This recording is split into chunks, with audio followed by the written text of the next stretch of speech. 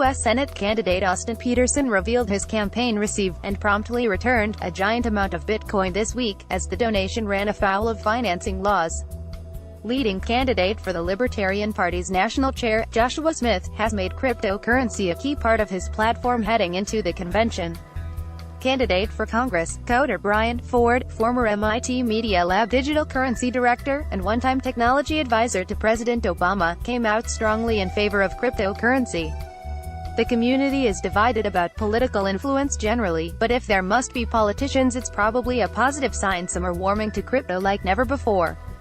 Also read, Troll Slayer, Derek Magel defends peer-to-peer electronic cash against defamation. U.S. Senate candidate Austin Petersen returns $130,000 Bitcoin donation to whoever tried to give us $130,276 in.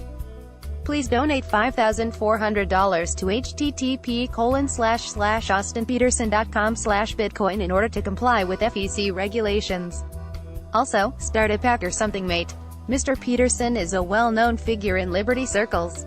His background includes producing Fox political shows, founding influential website The Libertarian Republic, along with coming third in the race for the Libertarian Party's presidential nomination in 2016. He's currently mounting an outsider campaign for Missouri's Republican U.S. Senate nomination. Should he win the nomination this August, he'll face incumbent Senator Claire McCaskill, Democrat, in November. Petersen's embrace of Bitcoin is well documented, and he's openly run on a platform embracing money's future. It's actually not the first time his campaign has had to return a crypto donation. Twice before he's sent back hundreds of thousands of dollars worth. He holds the record as receiving the most legally donated Bitcoin, roughly $4,500. If recent polling numbers are to be believed, Mr.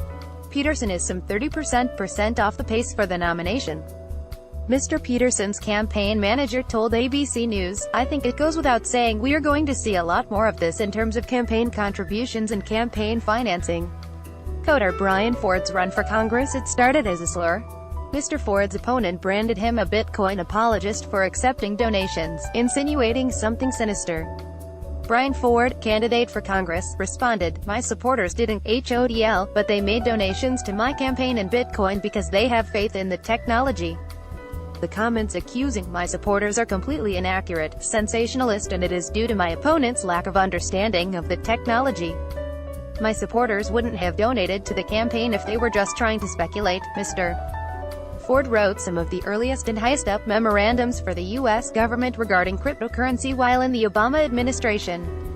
His accuser was a former SEC attorney, which might explain the hostility and misunderstanding of financial impropriety. Mr. Ford's campaign was backed by luminaries in the crypto ecosystem such as venture capitalist Mike Novogratz and even the Winklevoss twins. Ultimately, Mr. Ford came in a distant fourth place among 6 candidates, and so will have to wait at least another 2 years if he's inclined to mount another challenge. Joshua Smith challenges Libertarian Party insiders for party chair. The United States' most viable third-party option is the Libertarian Party.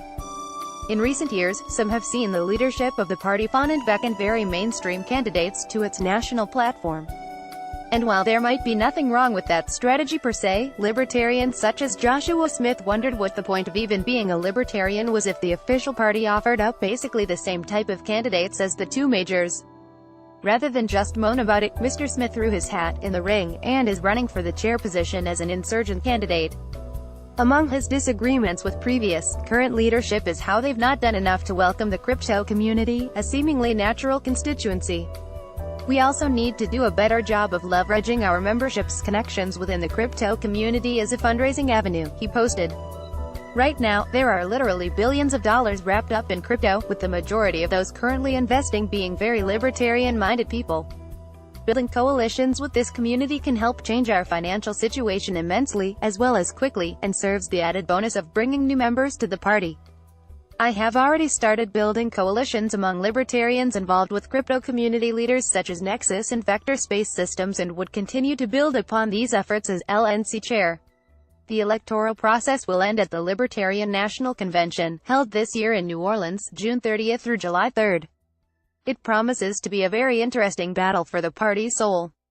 Mr. Smith continues, it is worth remembering that the millions of people who make up the crypto and blockchain communities also make up a large portion of the people in this country who do not vote, as political parties have never made it a point to advocate for their interests.